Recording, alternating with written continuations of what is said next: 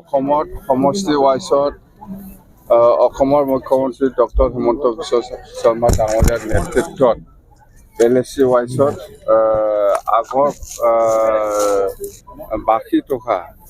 পুৰণা যিটো CMAY যিটো ঘৰ যিটো আজি বেনিফিচিয়াৰীসকলক ঘৰ বিতৰণ কৰাৰ যিটো সভা এইটো আমাৰ CM ডাঙৰীয়াই পলাশবাৰী বা বকত উপস্থিত থাকি চেণ্ট্ৰেলি অপেনিং কৰি দিলে আৰু আমি গোসাইগাঁও LSC হিচাপে আমি এই LSC ভিতৰত যিমান যিখিনি বেনিফিচিয়াৰী আছে সিহঁতৰ কাৰণে আমি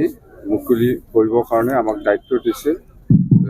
অসম চৰকাৰে হিচাপত মই আহি পেলাই এই কাৰ্যসূচীটো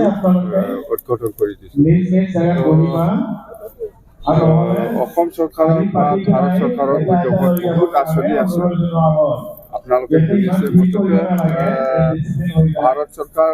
বা অসম চৰকাৰে যিখিনি গৰীব দুখীয়াসকলৰ কাৰণে যিখিনি আঁচনি লৈ পেলাই কাম কৰি আছে এইটো আমাৰ কাৰণে খুব গৌৰৱৰ কথা যে অসমবাসী ৰাইজে নিশ্চয় সন্তুষ্ট চৰকাৰে যিখিনি দায়িত্ব লৈ পেলাই কাম কৰি আছে।